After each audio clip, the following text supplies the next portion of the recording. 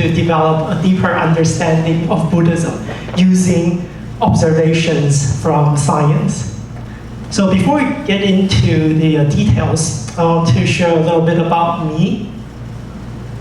So as Tina said, I started my journey in Tzu Chi in Northern California more than 20 years ago. So those few years in Northern California were very important years for my own development. So I left Northern California to go back to Taiwan in 2003. So after I went back to Taiwan, I started working for different companies, and I also started my own business. And in 2018, after like 13 years in business, my wife, who I met in Taiwan, and I came to the realization that when we started the business, we wanted it to be a vehicle for doing good. So to do things alongside Tzu Chi, be an ally of Tzu Chi. However, in 2018, we realized that what we were doing was not proactive enough. So at that time, we were still Tzu Chi volunteers, and we still go to Tzu Chi events. And in one of the conferences that Tzu Chi held, we heard Guoqi Shishong say that we only had 12 years to do something about global warming before we reach thermal runaway, and there's nothing we could do about it. So these 12 years were going to be very important. So we thought to ourselves, hey, what are we going to do in these 12 years? If we're not proactive enough, we knew that we would not be able to live with ourselves afterwards. So right then, we made the decision to basically let go of our company. We gave our company to our employees, and we moved to Hwang to work on Tzu Chi's missions full time. So while my wife, she went into 宗教处 right away, I delayed my entrance into Tzu Chi by 2 years because I was transitioning the company over to our employees, and I was developing a software package that I hoped would be useful for Tzu Chi's missions, strategic coordination using system dynamics for anyone interested. And another thing that I really needed to do for myself was I needed to figure out whether Buddhism was true or not. So I had been a Tzu Chi volunteer for about 20 years at that time. However, I did not consider myself a Buddhist, because while I really like Buddhist teachings on how we should treat others, how we should try to purify our own minds, I did not have confidence in Buddhist cosmology. In other words, I did not have confidence in the Buddhist description of how the world worked. Mount Sumeru, real, 须弥山. So I did not have confidence in Buddhism, but I knew that if I were to come into a Buddhist organization, in order for me to be effective, I needed to understand and agree with its worldview, its value system. It was only then that I realized that my assumption that Buddhism had no basis in reality was just an assumption. And I had actually never done any research into whether that assumption was true or not. Look into whether the claims of Buddhism were true or not. Now, that does not mean I have all the answers. I know a lot of people here have much deeper cultivation than I do. So I'll be just sharing what I know, and hopefully we can get into a discussion afterwards. So I also want to survey the audience for everyone's background, so I have a sense of how fast we can go. If your educational background is more in the humanities, please raise your hand. How about in the sciences? Okay, great. This is definitely we're a scientifically oriented audience. That's wonderful. Thank you. So I believe you will be familiar with many of the concepts that I'm about to bring up. So to motivate today's discussion, we can think about us. we are here as humans, and I believe that people want to live their life in the most successful way that they can. We want to make our lives a success. Now, to do this, we need our best understanding of what life is and what the world is. Basically, what is all this that we're dealing with? What is this game that we're playing?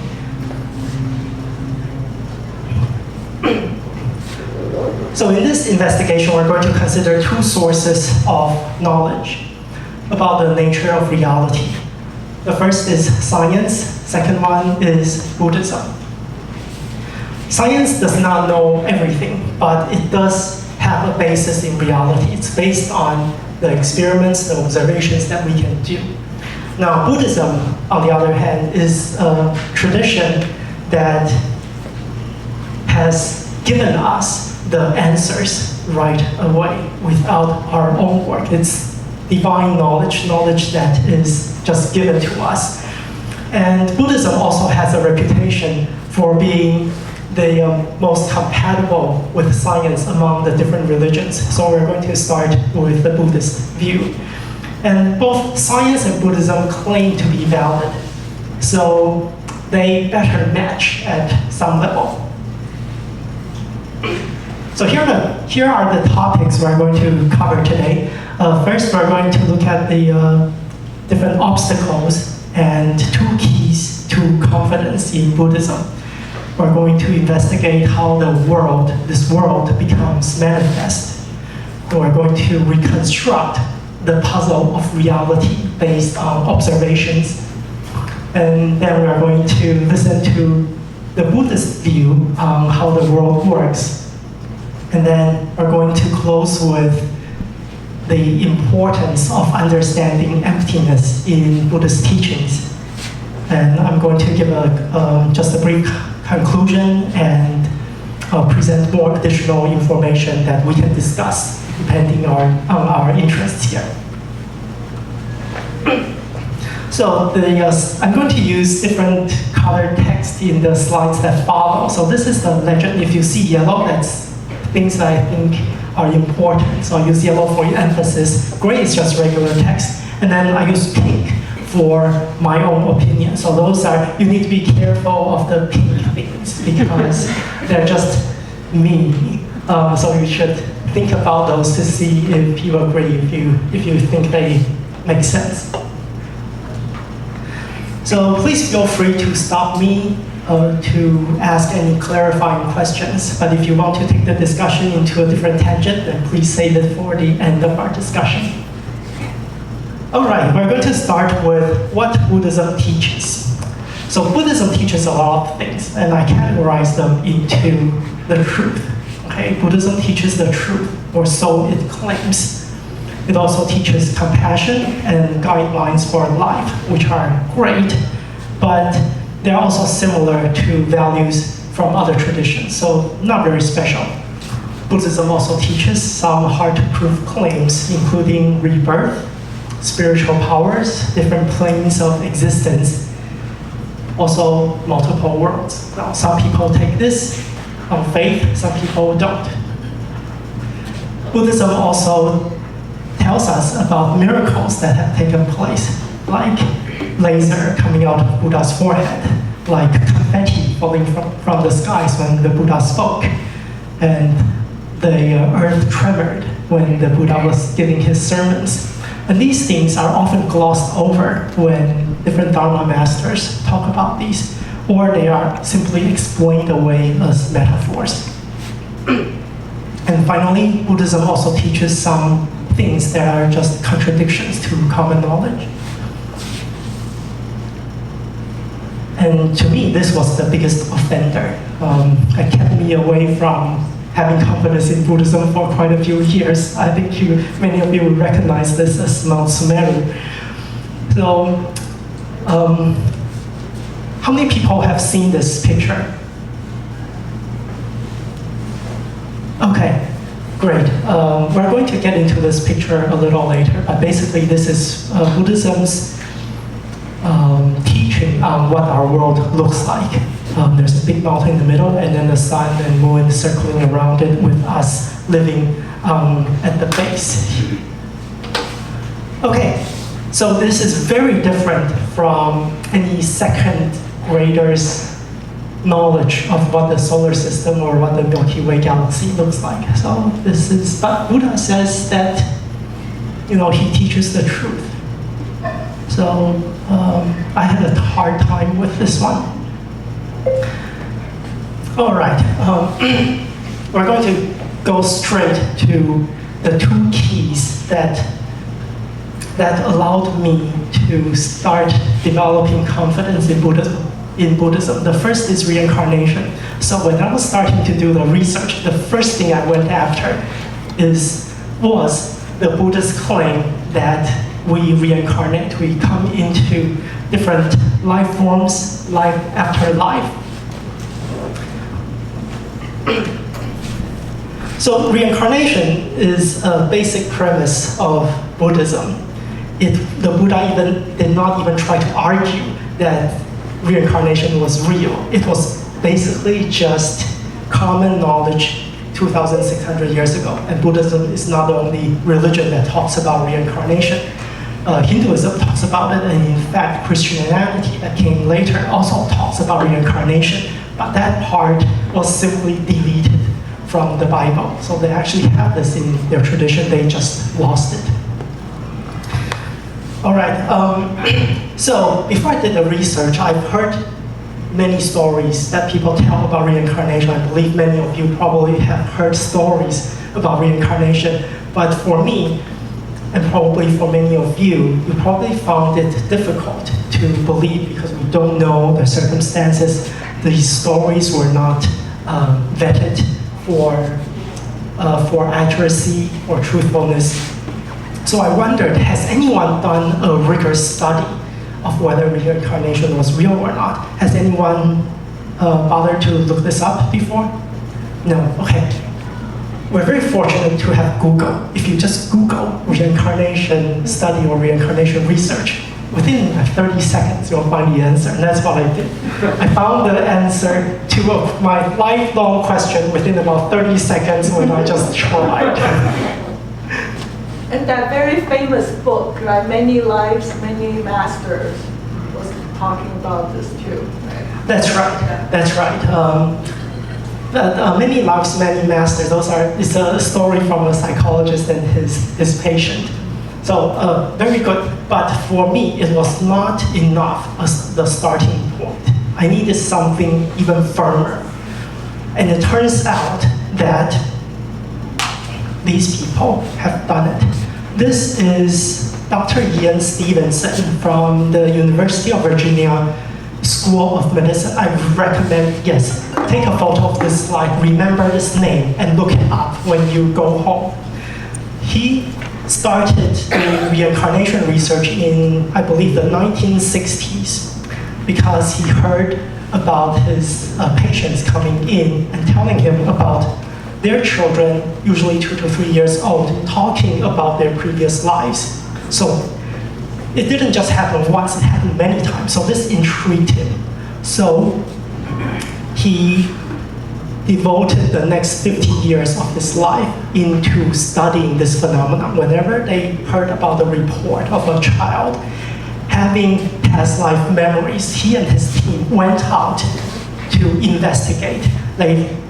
They first checked the accuracy of the children's account of the previous personality. They checked whether the details are true, like the name, where they lived, how they died.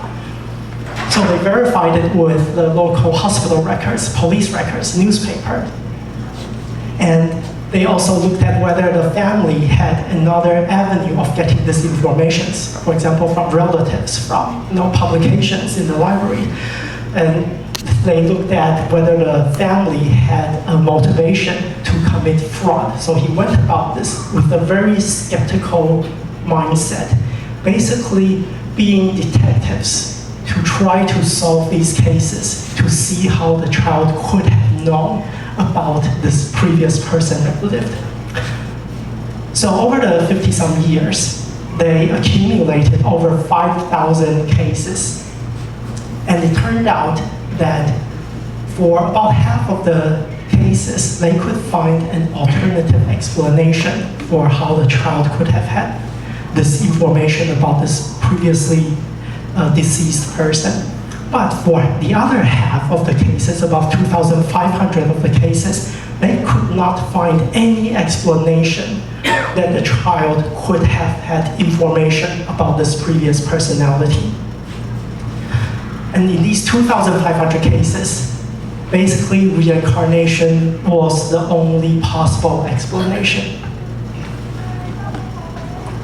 Ian Stevenson is no longer with us, but his work is being carried on by Dr. Jim Tucker, also at the University of Virginia School of Medicine. So if you look up Jim Tucker now, you'll also see his talks on YouTube, which I recommend that you do. Do take a look. He does a much better job of explaining his research than I can. So this is one of the stories that they often use to illustrate the point. So this boy on the left his name is James Leininger, and as a kid, about 2 years old, he would have nightmares about being trapped in a plane that was crashing. And when he played, he played with toy planes, and he always crashed them into the family coffee table.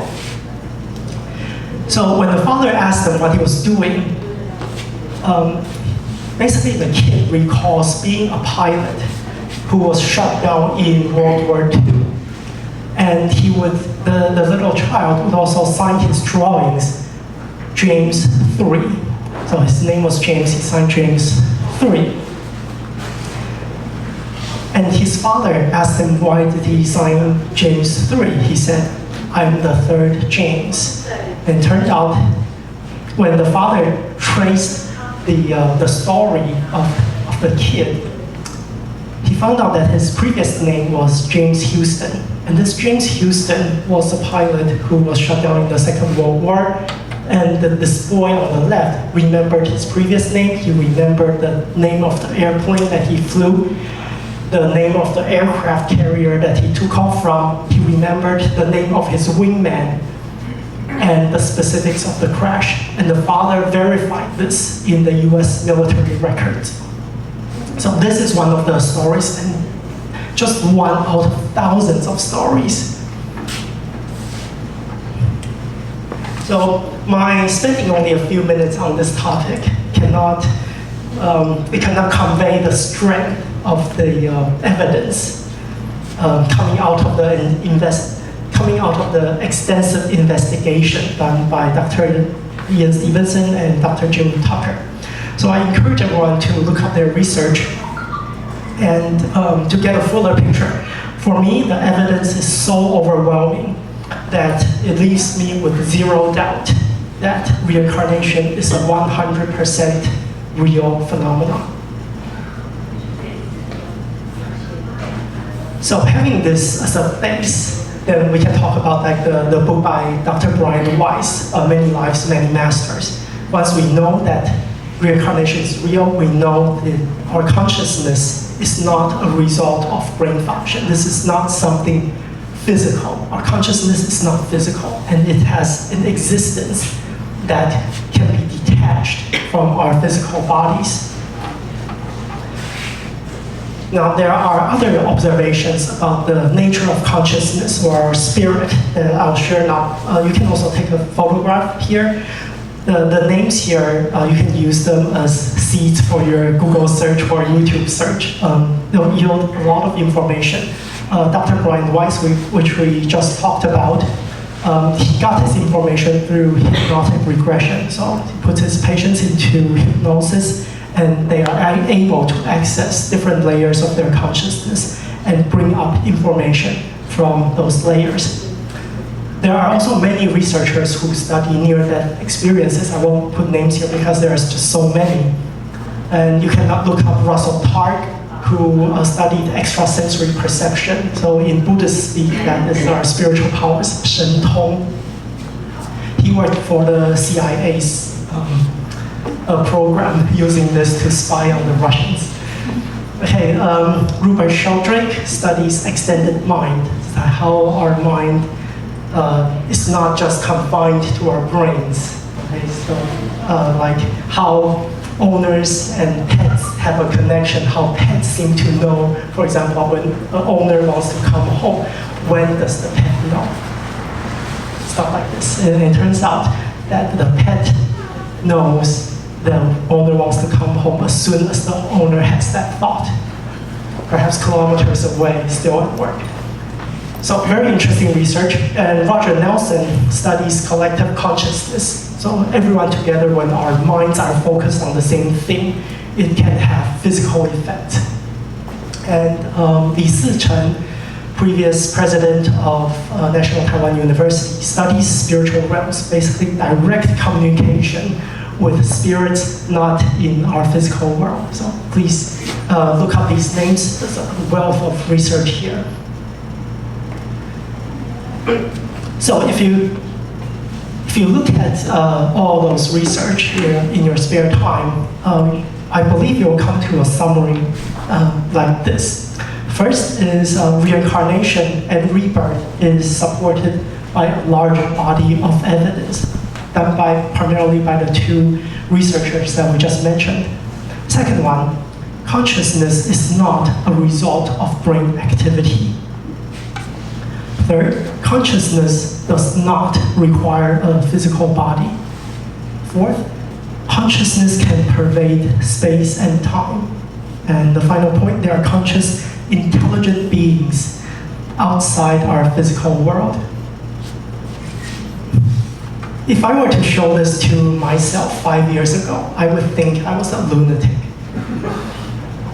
This is still very wild to me, and I still find it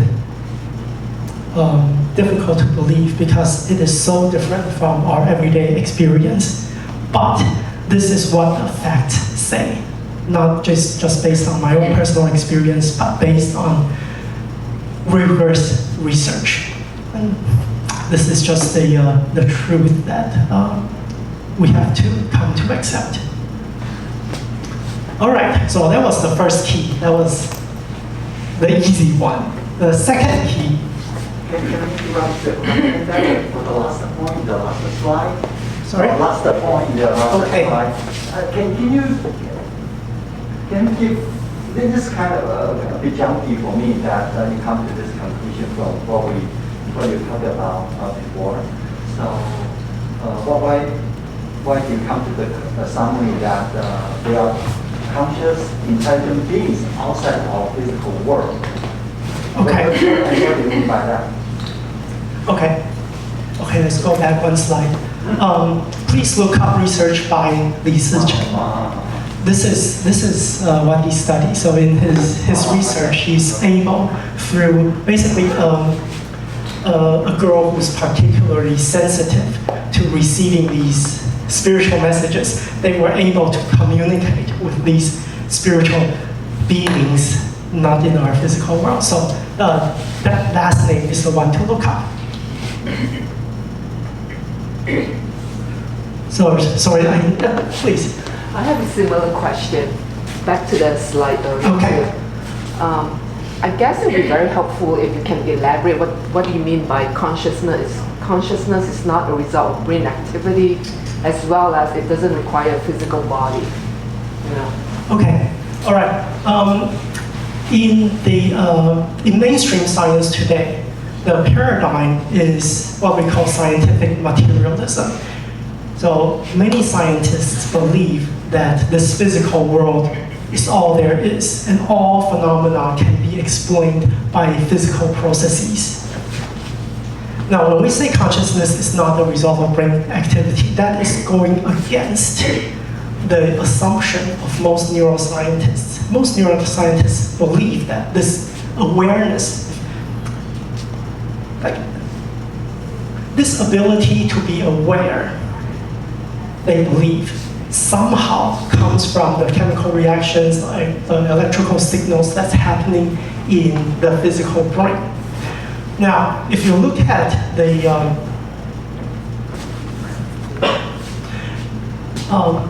if you look at the research in near-death experiences, you will see that many people have conscious experiences when their brain has stopped functioning. And when they're resuscitated, their brain comes back to life.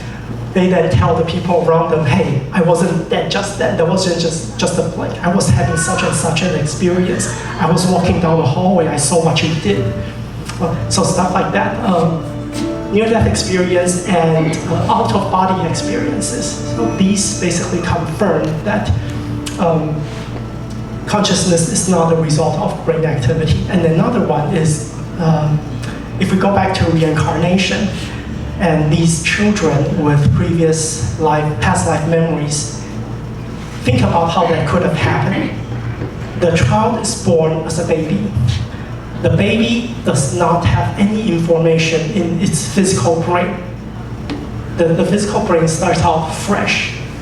Now, the child is somehow able to access memory, access information from a different lifetime. So this information could not have been born with the baby in the brain, because that is a new physical entity with no preloaded information.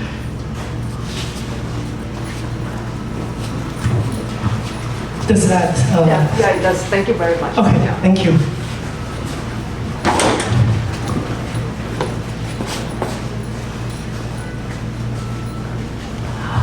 So, all right, we're going to then move on to the second key, which deals with emptiness. So the explanation of this one is a little more involved than the spiritual parts. Before we dive in, let's quickly review the role of emptiness in Buddhism. So this is how I see the role of emptiness. Emptiness is the core teaching of Buddhism. All Buddha Dharma, all of Buddha's teachings flow out through understanding what emptiness is and how emptiness gives rise to phenomena. And this includes Buddha's teachings on the ultimate truths to conventional truths, from the wisdom of how to behave in this world to the wisdom of attaining enlightenment. So these teach us how emptiness gives rise to phenomena and how the different phenomena interact. So for us, we are also phenomena that has arisen out of this emptiness. And if we can understand the empty nature of dependent origination, 缘起性空, and internalize this understanding, then we will naturally let go of a dualistic view of the world. And this dualistic view of the world is what causes so much suffering, because it leads us to believe that we are separate and that we need to compete with each other.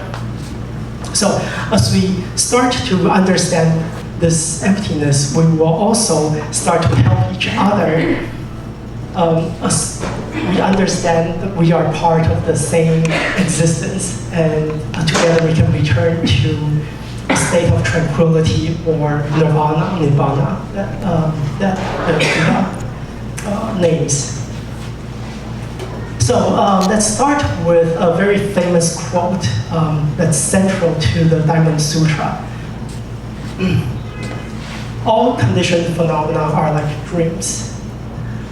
Illusions, bubbles, shadows, like dew and like lightning. This is how we should contemplate. So I believe that we would all know this very well. 一切有为法，如梦幻泡影，如露亦如电，应作如是观。So here, 一切有为法 is all conditioned dharma. So in Buddhism, the Buddha says there are two types of phenomena. Basically matter and consciousness, material phenomena and spiritual phenomena.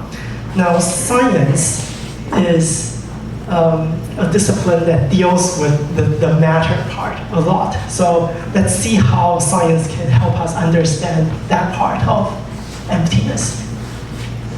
So we're going to do an experiment today that will illustrate the point and help us understand what emptiness is. So in my hand is this little slide here on the left. It's got little slits. Can I have a volunteer?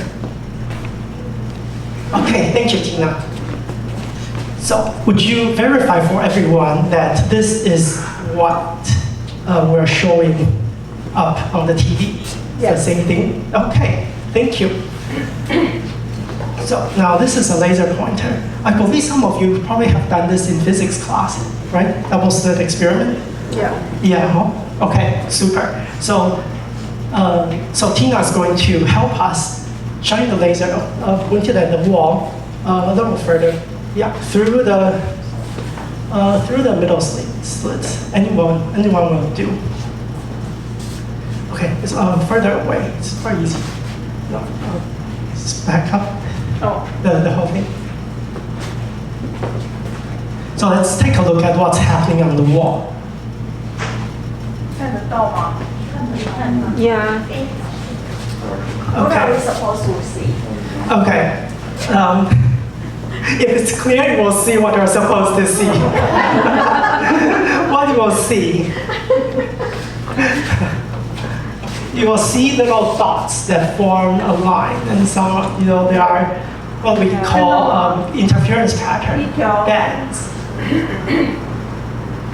So you will see this line, but the line is not continuous. There are little dots. It's made up of a lot of dots. So like that. Okay, you're supposed to see that just in red. Okay, so confirm? Confirm, yes. Okay. So we've aimed the laser through two slits. Now, why did it turn into many different dots? Are we supposed to just see two dots? Why do we see so many? Why is a waveform? Yes, excellent. Tina's jumping ahead, but yeah, that's right, applauding is good. Because light is a wave, so like this, like ripples in the pond. When the laser goes through the two slits, they propagate as waves, and these waves then interfere with each other. So we'll see some parts that where they interfere constructively, so the peaks and troughs become more extreme. And there are also parts where they cancel out, so these become the dark spots that we saw on the wall. So we have light, dark, light, dark, light, dark, light, dark, light. So many different points that we see.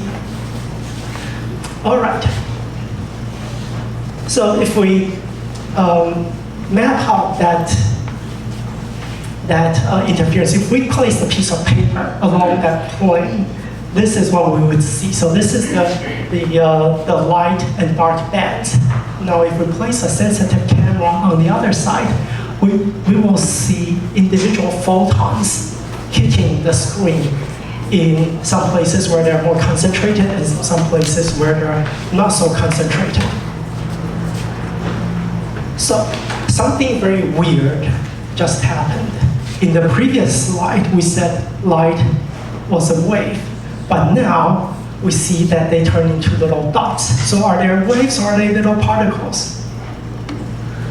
Scientists could not figure this out for a long time, and many are still confused by why this is so. So sometimes scientists try to lower the intensity of the laser. So with a very weak laser, they saw individual photons impacting their detector, kind of like this.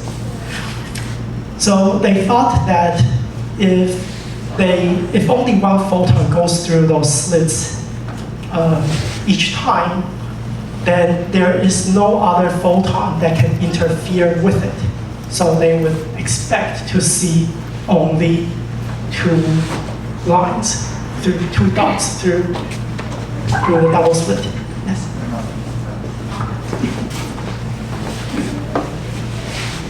So is this okay so far? Okay. So single photons. So they kept running. They accumulated more photons. And it turned out that it still built up to an interference pattern. So what is each photon interfering with? The only possibility is that each photon is a wave.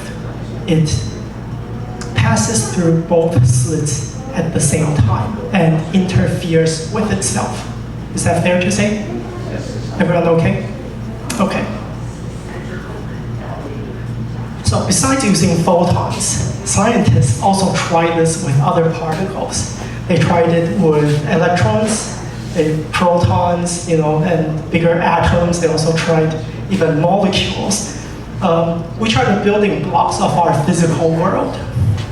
And it turns out that all these particles that they tried also formed an interference pattern like that. So it's not just light, but physical material, the stuff that this table is made out of.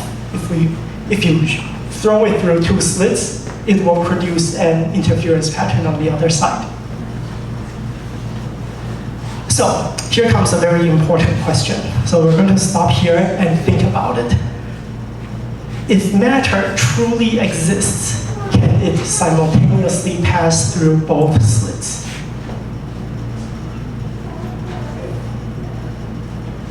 If the stuff that this table is made out of truly exists, can it simultaneously pass through two slits?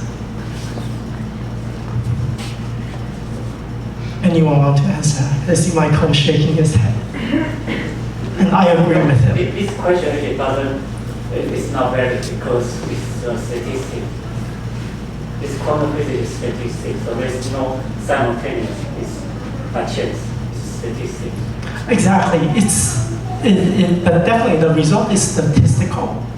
Now, in order to produce those statistics, the particle needed to pass through both slits. We know that. But if the particle truly exists, then can it pass through two slits at the same time? You cannot observe, so you cannot tell. Very excellent.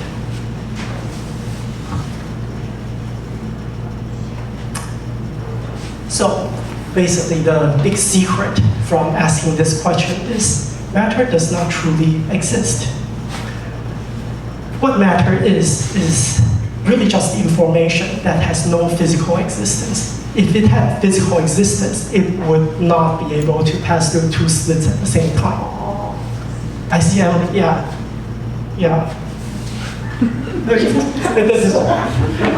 I like your reaction. So, the appearance of particles in specific locations is just a fleeting illusion, like this brother said. The result is statistical. Now, what's truly happening is a particle manifests at a point when it hits the screen, and then it continues to evolve as a spread out wave. So the light wave that we saw earlier propagating like ripples, it continues to evolve like that. And those waves are simply mathematical information without physical existence. I know this is a lot to swallow. Let's explain some more. Just earlier this year, some scientists have tried doing this type of experiment, superposition, with larger and larger particles. So earlier this year, they used a grain of sand that is, I think, 16 micrograms. So big enough for our eyes to see. And they vibrated this grain of sand using two different frequencies. So they excited the grain of sand at two different frequencies. Now, if the grain of sand is a physical thing, it would not be able to vibrate at two different frequencies. So when the scientists measured the behavior of this grain of sand, they found that it was in a superposition of two different frequencies, meaning the sand was actually vibrating at two different frequencies when they measured. So the statistics from of the measurements say that a grain of sand was vibrating at 2 different frequencies. But no physical thing that we understand conventionally would be able to do that. So this basically is just confirming that the lack of reality for the tiny elementary particles also carries on to the stuff that they build. The bigger things are also non-existent. So when the grains of sand is measured, it assumes some position, some definite position. But then they instantaneously return to being a mathematical wave and interacts with surrounding waves until they are observed again. So this is how the scientists model it. Since the 1920s, or about 100 years ago, physicists have known about how to represent this indefinite fuzzy state of particles. They call this the quantum wave function. And it relates to the probability of finding a particle in a particular position or having some other characteristic when it is observed. So scientists, physicists can also calculate what happens when particles interact. So when two fuzzy particles interact, the scientists can calculate the resulting probability by combining their wave functions. So when we take 2 blurry things and put them together, what we get something, we get a bigger blur. So this then leads us to the central mystery in quantum physics. It is called the measurement problem. So this is something that has been hanging around since the beginning of quantum physics, and there is still no consensus on the answer even today. So this measurement problem can be stated in different ways. One is what constitutes a measurement that causes the wave function to collapse. Collapsing the wave function means it goes from fuzzy to definite. Or how does the world go from a big blur to the definite state that we experience? Right now, we don't think anything is fuzzy. Things have definite locations. In other words, this measurement problem is asking about how our world becomes manifest, how it goes from these mathematical representations to something that we touch, feel, and see. So how do we solve the measurement problem? There are actually many different proposals, but no consensus at this point.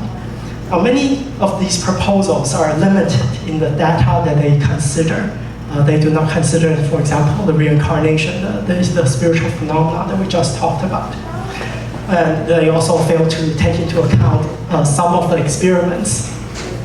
So we don't have time to go into all the different proposed answers and why they are problematic. We're just going to go to the explanation that I believe makes sense. But if you're interested in these rejected theories, you can come see me afterwards and we can talk about them. So I'm not the first person to propose this answer, but I believe that we can help to back it up with evidence and logic. Now, before we dive in, we're going to first do an experiment together. This result will help us in just a few minutes. Now, everyone, lend me your finger. Now, use your mind to move your finger. Use my mind. Yes, use your mind. Not Move my your muscle. finger. All right, whatever you do, just move your finger. Okay. Okay, so we're all doing it.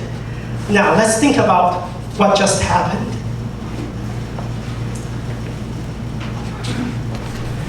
This is, to our best understanding, what just happened. We are looking at the cell membrane of a neuron. So this is inside the neuron, and that is outside the neuron. Now there are ions floating around. These are sodium sodium ions and potassium ions. Now in the main brain, there are what's called these ion pumps that can move ions from inside to outside, outside to inside. And these pumps are powered by ATPs. Probably a lot of you who study biology would know these ATPs have phosphate molecules attached to them. So when one of the phosphate molecules detaches from this ATP, it gives power to this ion pump. So the ion pump will move and move the, for example, it moves the sodium ion outside of the neuron. And this creates a voltage difference between the outside and inside. And this is what starts the electrical signal that travels down our nervous system to our muscles that we use to move our finger. So, what triggered this?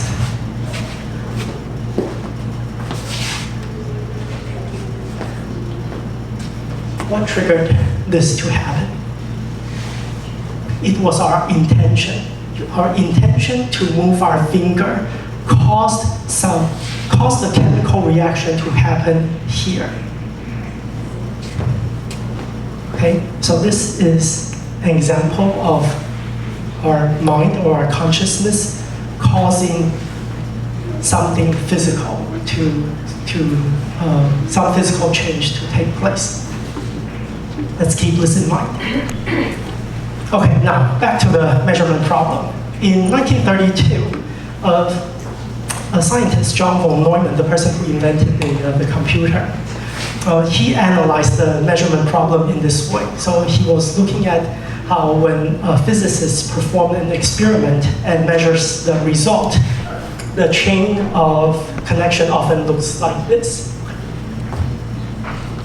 So we have the particle that is being measured and the detector that measures the particle. And then the detector is attached to some electronics like amplifiers and signal processors.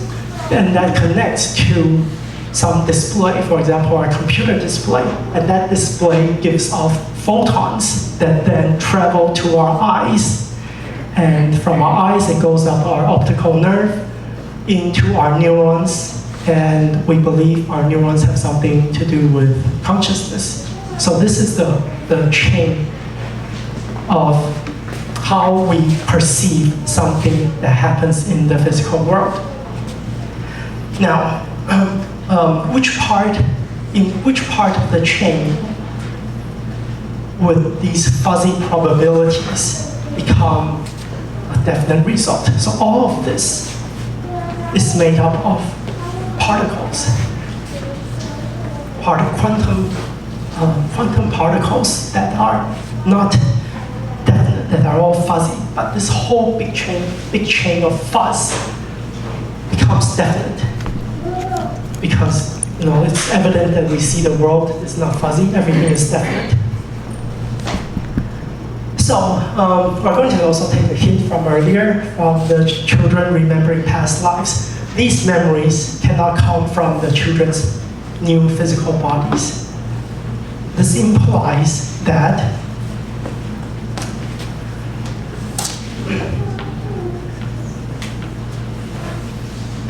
consciousness is different from everything that came before. So everything to the left side of consciousness is made up of matter, of particles. And only consciousness is of a completely different nature. So observations thus far suggest that consciousness, whatever it is, has a two-way relationship to wave function collapse. If we recall the experiment where we wiggled our finger, our consciousness caused the fuzzy particles inside our brain, the ATPs, to release one of the phosphate atoms to power the sodium pump. That reaction somehow was influenced by our intention to move our muscle. So, in other words, our consciousness can influence the happenings in the physical world, and the world becomes manifest because of consciousness. Now, let's say this again. All of this stuff in front are physical particles that obey quantum laws, which means they're probabilistic, they're fuzzy. But when they touch on consciousness, consciousness collapses all of this fuzziness into stuff that's definite.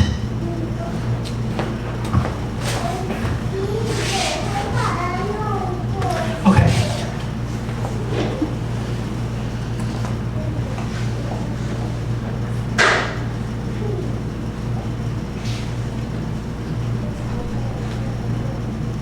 So there's a very deep conclusion that comes out of this.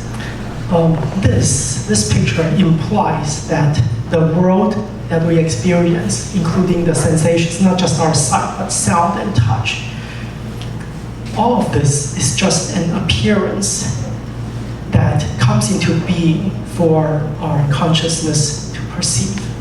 Because without consciousness, everything would be fuzzy. Consciousness is the trigger that caused all of this fuzziness to become definite. All right. Now let's reinforce our understanding of this non-realness of the world from another observation, quantum entanglement.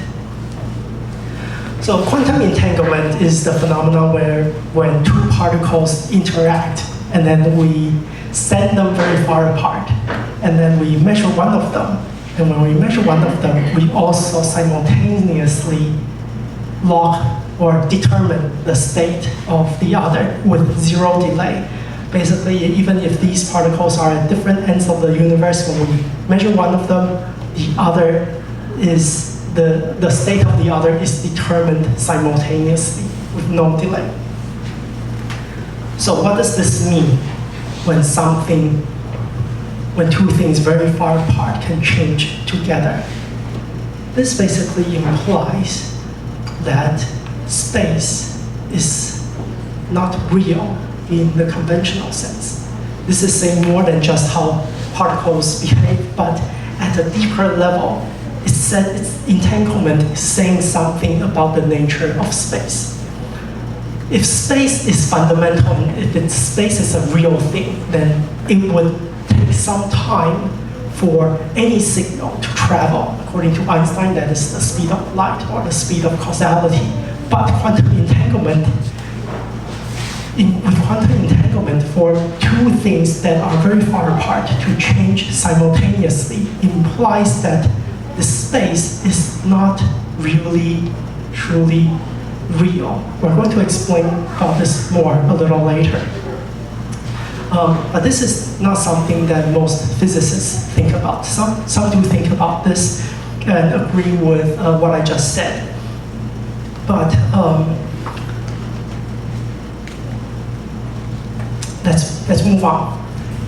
So if we go back to the double slit experiment, we're going to look at something that's called the observer effect. So the double slit experiment confused many physicists, so they tried all different ways to understand what's really going on. So in the top picture, we have the particle gun, and it's shooting out particles like, say, electrons. And these electrons come out as waves of probability. Now, some of this will travel through the two slits, where then they become new ripples, two ripples that interfere with each other, which gives us the interference pattern we see here, or we saw earlier on the wall. So scientists then wonder, hey, through which one of the two slits did this electron go through? So they put an observer, a detector here to see if it came out of the top slit or bottom slit. Now, it turns out that as soon as they did this, they lost the interference pattern. And they collapsed to no interference pattern. They saw only two bands on the wall. And so scientists have tried all sorts of different ways to determine through which slit that this particle went through. And it turns out that as long as the scientists are able to determine determine which path a particle goes through, they lost the interference pattern.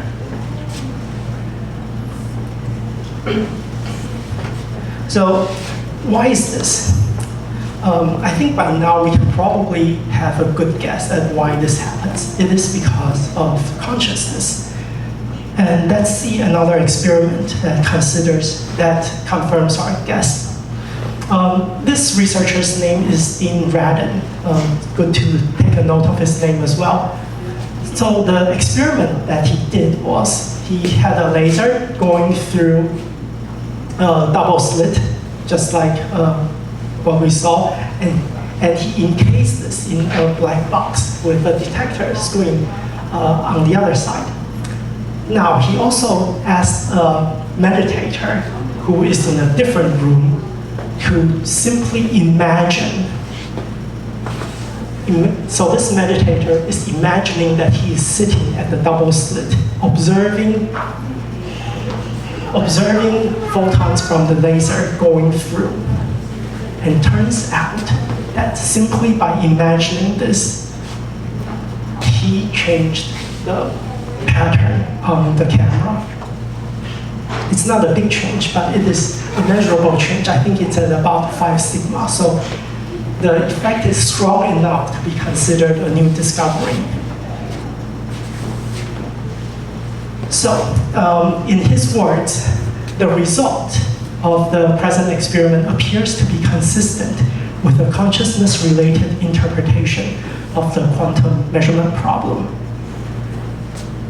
And he says, should I say, quantum possibilities open the door for anomalies. So when we talk about the different miracles, this phenomenon opens the door for them, because if a meditator can have a small effect, then a very advanced being like the Buddha, by extrapolation, can have a bigger effect. So there are some information that we don't have time to go into today, at least in the first part of our talk. But if you are interested, you can make a note and we can discuss this afterwards. So there are some experiments. They're called quantum eraser experiments that imply that there's an intelligent underlying mechanism outside of our 3+1 space-time. And quantum vacuum fluctuations and the Casimir effect match the Buddha's description of the fluctuations in the alaya consciousness, or our eight consciousness, or storehouse consciousness, in other words. Now, there's also a physicist who has developed a theory which he calls the 44 derangements that explain the constants of nature. This theory is very new. It is not yet popular among the physics community, but it does explain the mystery of where the constants of nature come from. And this basically matches the Buddha's description of how phenomena arises out of emptiness. If you're interested, we can go into more detail at the end. So, and at the end of the presentation, if we have time, we can also talk about how consciousness happens in snapshots. This is basically a corollary of how of our understanding of quantum physics and consciousness. And we can talk about how consciousness manifests the world and how everyone here we co-influence this shared world. So that was a lot, but I think we have enough puzzle pieces to try to reconstruct the reality based on this data. So our observations so far paint a picture. So to summarize, space and matter are manifestations of a deeper reality, and all physical things exist and interact as entangled superpositions of states, and which is simply just information. And these are states or information that is present in a deeper reality. Form is then rendered, so this form, everything that we see, is then rendered in other words, measured, or their wave function is collapsed in snapshots and fed into our consciousness. So putting this all together, we get a picture that our world is virtual. The world that we experience is kind of like when we play a VR game. We put like the VR headset over our heads, and all of our sensory input comes from that. It's being fed into our perception. Our real world is a lot like that as well. It's virtual, and while it is so detailed that it feels real in everyday experience, like this table feels so hard to me, but it actually does not have physical existence. All the particles in this table will pass through the two slits at the same time, meaning that they don't have true physical existence. It only feels solid to me because of some sort of computation that is going on, saying that the particles in my hand will repel the particles of this table. And that is all mathematical information. There is nothing physical here. So while it is very detailed, very high level of detail, the true reality is not this, but the underlying mechanism that allows this to happen. It's the simulator that's running our virtual world. So these observations paint a picture. Consciousness, in turn, can affect events in this virtual world, just like when we wiggle our finger, we cause the chemical reaction in our neuron to happen in a particular way. And for additional information, that if you want to discuss, we can do it at the end. The underlying mechanism that runs this virtual world is extremely intelligent. This is something we can see in experiments. And it seems to know our potential for deducing knowledge in the future. And I'm talking about the delayed choice quantum eraser.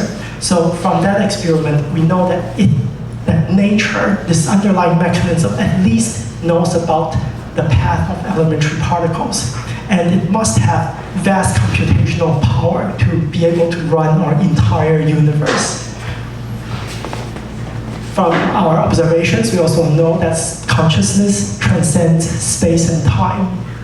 And there are realms beyond our ordinary experience. And linking to them through consciousness is possible. So this is from our data. This is what the world looks like. There's some underlying mechanism which gives rise to all the phenomena here. Part of the phenomena is the physical universe, and part of that phenomena is individual consciousness that, I seem to have a mind, so I'll say this is my mind.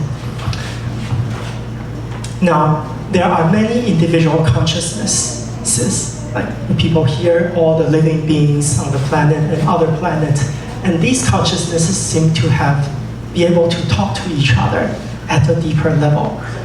And that's not so surprising because they all arise from this underlying mechanism. They are connected at this level. Now we also know that this individual consciousness can affect the physical universe, just like when we wiggled our finger, our consciousness changed something in the physical world. We also know that there are other realms in addition to the universe, the 3+1 space-time that we live in. And that the information in this physical universe is rendered or measured and then fed into our individual consciousness. And our individual consciousness puts together all of this information and creates the illusion that we are living in 3+1 space-time. So this physical universe has its own laws of evolution. This is what science studies very well. But science believes that this is all there is. Now, there's actually, reality is much richer than what scientists are willing to admit. So we're going to take a look at an example of the power of this underlying mechanism. Quantum computing is something that humans have developed recently. I think probably all of us know something about quantum computing. So in quantum computing, what we're doing is we're isolating some particles from the environment, and then we manipulate their superposition of states. And then we finally measure the resulting states, and that's the result of the computation. So we know that quantum computing is very powerful because it's basically computing all different solutions simultaneously in parallel. Now, what's actually doing this computation? It is the underlying mechanism of reality. This computation is not done by a mechanism that us humans have designed. We are simply accessing the computational power of nature, the computational power of the underlying mechanism of reality. That's how, of course, the quantum computers are only operating on a few particles, but this underlying mechanism of reality is operating, is computing the entire universe.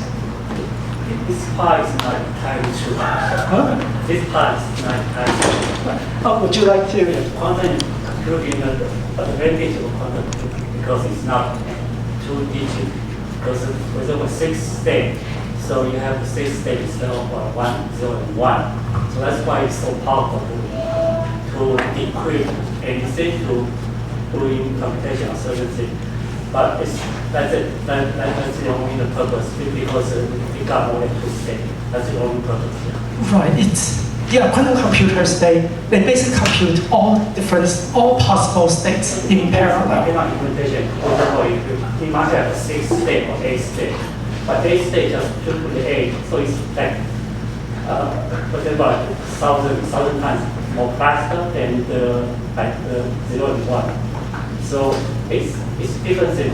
They can compute something, but they cannot compute other things. So they have, at least for now, they have some limitation. I'm not saying in the future, I'm saying today. Right. It certainly has the number of the qubits we can put together at the same time. It's been on state. You have 4 states. You can have 2 to 4, 16 more powerful states. Right. Yes. Thank you for chiming in. Okay. So now we've seen what we've put together a picture of the world based on observations that we could make. Now let's take a look at what Buddhism says about the nature of reality. But before we do that, we first need to overcome some obstacles about confidence in Buddhism. We need to construct Buddhism's credibility. So first, let's recall that reincarnation is a real phenomenon. And it being real means that it is plausible that the Buddha was not just some random person making up a fantasy, but an advanced being coming into this world to teach us. And the Buddhist teachings on the nature of reality matches the observations of modern science, particularly quantum physics. And experiments show that mind can affect matter. We just wiggled our finger, and a meditating mind has a greater effect. This is what we saw from Dean Radin's meditator double-slit experiment. And then there's Mount Sumeru, which we promised we would come back to. So in the Buddhist view, we live here, and there is a big mountain in the center of our world, and there's the sun and the moon revolving around it. Now we can see that this does not match the solar system or the Milky Way galaxy that we know. So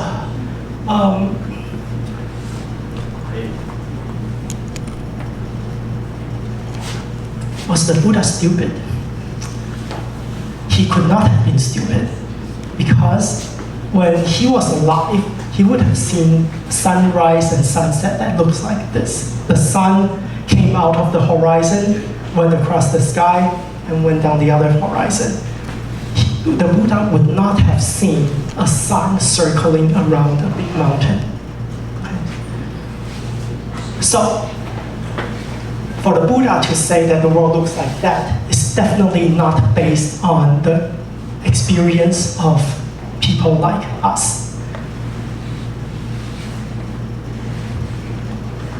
Now, the Buddha also said elsewhere in the Kalachakra that there are 9 planets orbiting the sun. And he also gave a way of computing when solar eclipses, lunar eclipses would happen. And this is what the Tibetans have been using for centuries to predict the time of solar and lunar eclipses, which is important in their tradition of cultivation. So we can have confidence that the Buddha was very clear about the geometry between the sun, the earth, and the moon. And it is definitely, it definitely does not look like Mount Sumeru, does not look like this. So, what this picture depicts is not a picture of the world as we see it, but how the world is represented to spiritual beings at a different level of cultivation. If you think back to our world being virtual, it's easier to accept that, with the informational world, this information can be represented differently to beings of different capabilities. Furthermore, Tibetan monks also report that when they go into a deep state of samadhi, they see the world like this. Now, of course, these are personal reports, so you can take it with a grain of salt. Just relaying the information that this is their actual experience in samadhi. Now, to reinforce a little more that the Buddha knew what he was talking about, this is, I'm going to recite a little bit from Hwang. So in Hwang, the Buddha says that, okay, let me backtrack a little. So the Mount Sumeru description you've probably heard it most closely corresponds to a galaxy. Now the Buddha in Hwang, the Avatamsaka Sutra, says that there are different shapes of galaxies. Some are rotational, some river-like, some vortex-like, some wheel-like, forest-like, fetus-like, cloud-like, net-like. So the Buddha says there are many different shapes of galaxies, and he did not mention a shape like Mount Sumeru. So these are photos from NASA. And the Buddha also says each galaxy is surrounded by a vast number of other galaxies. So we can have confidence that the Buddha knew what the universe and the galaxy appeared to us mundane beings. So these points of consideration should give us some confidence that the Buddha knew what he was talking about and he wasn't just fantasizing. Okay, so now let's move on to what the Buddha says about spiritual phenomena. So he talks about rebirth, he talks about multiple planes of existence, he also talks about cultivation and spiritual powers. The Buddha also explains how our world comes into being from the emptiness of nothing. So in the Surangama Sutra, Leng Yan Jing, he says that the origin of all phenomena is the mind. All causes and effects, worlds and their particles, take form because of the mind. They appear, then disappear in place. And then in the Avatamsaka Sutra, he says all phenomena manifest because of the mind and are formed by consciousness. So these correspond very well with the observations we have from science, particularly from quantum physics. The Buddhism also talks about deep reality. So it talks about dependent origination of all phenomena arising from a background of emptiness. In the Diamond Sutra, Jingang Jing, we mentioned earlier that all phenomena are illusory, like evaporating dew and flashes of lightning. The Heart Sutra, Xin Jing, says the 5 aggregates of the self, form, sensation, perception, volition, and consciousness, do not have true existence. Because we live in a virtual world, and our bodies are also virtual. So they do not have true existence. So Buddhism calls the underlying mechanism that we've been talking about, Buddhism calls it the alaya, 阿赖耶识, or 第八识. And when this alaya consciousness is cleared of its defilements, I like to think of it clearing the data in the computer, then we're left with the computer itself. Buddhism calls that clean state, the pure state, the amala consciousness, or the ninth consciousness. It also has the name, the Tathagata Garbha, or 如来藏识. So that's the picture from Buddhism looks like this. So this is very similar to what we saw a little earlier from the observations we have from science. So just like the scientific picture, there's an underlying mechanism in the Buddhist view that's called the alaya, or the eighth consciousness. Now, if we remove the karma or the information from the eighth consciousness, then we are left with the clean, the pure version called the amala, 安摩罗识. This is what we also know as the ninth consciousness, or emptiness. In different religions, it has different names. In Taoism, it's called the Tao. In Islam, they call it Allah. It's also God in Christianity. Hindus call it Brahman. Scientists describe it as theory of everything. And the Buddha says this is our true self. And out of this true self, phenomena arises. Part of it is the physical world, and part of it is the consciousness. So this eighth consciousness has operations,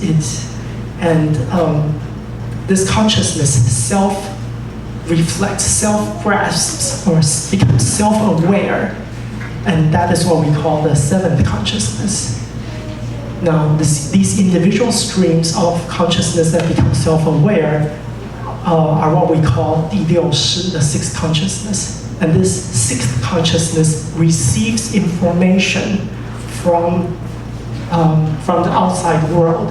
So the physical universe has a lot of information, and this information, when it comes into contact with our consciousness, the wave functions collapse, all the fuzziness and the blurriness goes away and becomes definite. And this data is fed into our sixth consciousness, where we form our impression of the world. This is how we feel like we are living in 3+1 space-time. So our actions here basically are mental actions that influence the physical universe. So there is a two-way interaction between mind and body. So this is the Buddhist view, and we can see that with the scientific view, they match very well. I wonder, do you actually mean that the physical universe exists? Do you mean that? Okay, I mean the physical universe, it exists, but not in the conventional sense. It exists more like the universe in the video game. It's not that our world does not exist. We know it exists. We just look around us. There is something here. What I'm saying is, what's here is not physical. What is here is information. This is information that is usually in a probabilistic state. And when when they come into contact with the individual consciousness, the probabilities collapse into something definite. It does not, it goes from fuzzy to definite on contact with consciousness somehow. I don't know how it happens, but from observation, this is what's happening.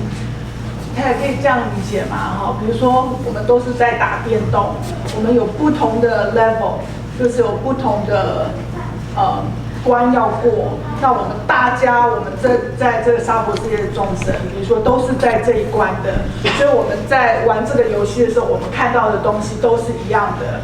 然后我们看到的世界，就是我们在打电动的时候，你要走到那个地方的时候，这个东西才会被画出来。然后我们越走进去的时候，就越画越多。可是像比较 enlightened 的，他们可能已经到不同的 level 了，所以他们到下一个关，所以他看到的东西就跟我们是不一样的，是这样的意思吗？是的，是的, exactly. So what Tina is saying that we are living in a game world. That's how I see it as well.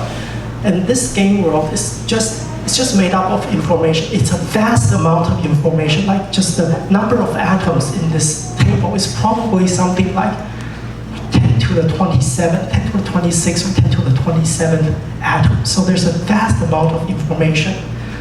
But of course, this is, with our current technology, we think this is way too complex for anything we could build. But somehow, this is what nature is doing. It is constructing this vast world and rendering it for us, for our consciousness, so that our consciousness puts together all of the five senses into an experience of 3+1 space-time. 所以再回到你的这个符号，那比如说我们学佛啊，我们说我们想要 enlighten， 或者我们要 attain 我们的 Buddhahood， 那是不是 attaining Buddhahood 就是要rise to 这个 Amala 的这个 state， 就 break 的，到了那个 state 是就 break 的 reincarnation 了，你就 be the same as the one。Yeah, I think that's kind of how I see it as well. Because we are, through our many past lives, we have been in this game for a long time, and each time we come into the game, we bring all our history with us, or we bring our karma with us, and this karma has a pull. It influences the situations that happen to us in the game. Now, if we do a good job dealing with those information, then we start clearing up our karma, and we become less and less bound, or become less and less influenced by the phenomenon that happen in the game. So we attain more and more freedom. Kind of how I see it. Tina's view is probably better. No. 我还是就觉得很confused。那我们若真正到了那个第九世的境界哈，是一个什么样？我不知道。根据佛教说，只有佛陀知道那个境界。是说就不用再轮回的意思了吗？就不用再回来。对，我们现在在轮回，是因为我们身不由己，我们的业力there's so much karma and the habitual tendencies that just keep drawing us back into reincarnation. And there's also a feedback system at work here. So if, for example, we're humans now, if we do good, then say the next life we will have good circumstances. For example, I'll be born into a very good family. But if I get born into a very good family, I'm more likely to do bad things. We see that in a lot of people.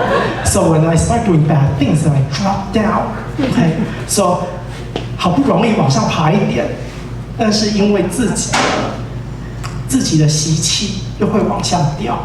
那掉，譬如说我掉到地狱，然后在那边受苦受了很久以后，我又可以出来度假，然后到比较高层一点，又到轮回，我到人道来度假，很好。就佛教来说，我们大部分时间都是在比较下面的，在恶道，到三善道。的众生是非常少数的，所以我们现在能在这边当人是非常难得的。那么，如果这一世没有做好，度完假又回去，又回去辛苦了。So I had a similar question with Tina. So given the conclusions, what individuals can act on your conclusion? Okay. Can you repeat the question? Thank you. So Philip's question was, given what we know, how should we behave? Is that a good way to put it? What can you act on the conclusion? You know, that I guess it's more practical. Say, okay, what can I do with the information? Okay, we're going to get to that in just a bit. Definitely get to it. Okay. So we talked about this a little bit. So in the Buddhist view, we live in the informational world. And just like how a computer can run many worlds, many simulations at the same time, so is reality. There are many different Buddha realms, different worlds within this, that's happening within this Amala or Laya consciousness. In playing the game of Monopoly well, I'm more interested in not playing anymore. I don't want to play Monopoly anymore. I want to have freedom from that. So the way to do that is to let go of our delusion, discrimination, and attachment. So when we let go of our attachment, then we advance from mundane beings to arhats. And then when arhats let go of their discrimination, then they become bodhisattvas. When bodhisattvas let go of their delusion that they are separate from everything, then they become Buddhas.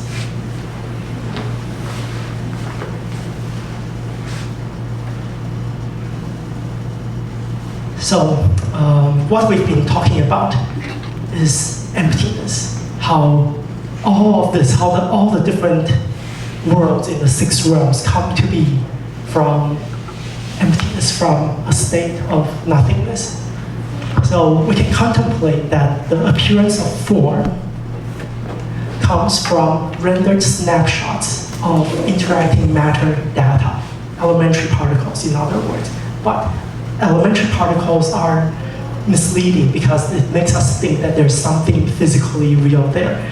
I prefer to call it just data, it's just information. So matter and space are not truly real. They are illusions created by coordinated signals coming into our minds. So if we contemplate this, then it's easier to let go of attachment to the physical world. For me, personally, it's been very helpful knowing that everything I see, including my body, it's not truly real.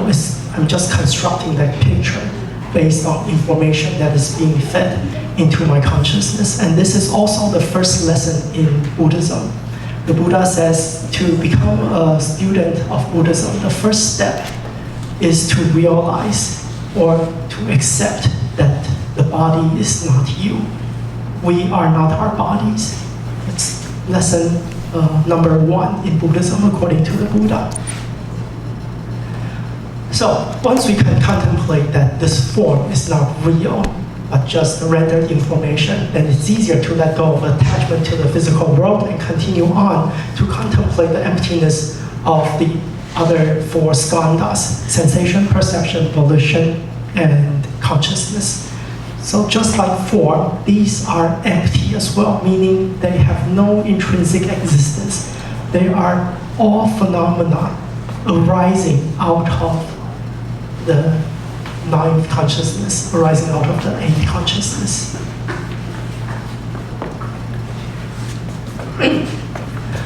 So the Diamond Sutra says, understanding this is very important. 凡所有相，皆是虚妄。若见诸相非相，即见如来。So everything that has an appearance is illusory. If you see that appearances are not what they appear to be, then you see the Tathagata.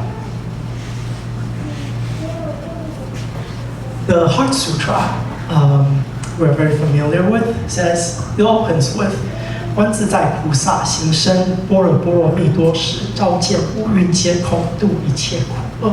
So in English, the Bodhisattva of compassion, practicing the wisdom of emptiness, saw the emptiness of the five skandhas, 色受想行识, and transcended all suffering. So how is a Bodhisattva able to transcend suffering? Because he knows that none of this is real. So if I, for example, if my body gets hurt, if I think my body is real and I will be attached to my body, and this injury to me would be very serious. It's like, oh, I am getting hurt. My body is broken. I would feel panicked. But if I have the understanding, according to Buddhism, the correct understanding that this body is not real, this body is not me, it is simply information. It's information that is being fed into my consciousness, then it's much easier for me to let go of attachment to this and say, hey, it's not me anyway. So by having this understanding, for me personally, it has made me braver. I have a lot less fear than before. So to me, it's been quite helpful. Of course, I'm not at the level of stuff far from it, but I'm working towards it, and to me, it's been tremendously helpful. 比较不怕死，比较不怕死。对，比较不怕死。Basically, 我现在是完全不怕死。那还会有点怕痛。But when we experience pain, we can also understand it as just information that is being fed into our consciousness. There's nothing physical about it. It's simply data that is being piped into to our mind, to our consciousness. If we have that understanding, it's easier to brush it off. I'm not saying it's easy. I mean, when I have like headaches or like 腰痛, it's still not comfortable, but I suffer less because I know it is not me that's getting hurt. Okay. Later, if you wish to discuss more about this, we can. Buddhism also talks about the smallest amount of matter. It talks about analyzing elementary particles. It talks about the speed at which consciousness happens. It also talks about the speed of manifestation of matter, so collapse of the wave function, in other words. We can also talk more about the Diamond Sutra and Heart Sutra, how they relate to what we discussed. Reconciling mouse matter we've done already, so it's good. So now we come to a summary. So from what we've discussed, we know a naive impression of the world formed only from everyday experience, as intuitive and as real as it seems, is a misleading partial picture. We know for certain that the naive conception of the world is definitely wrong.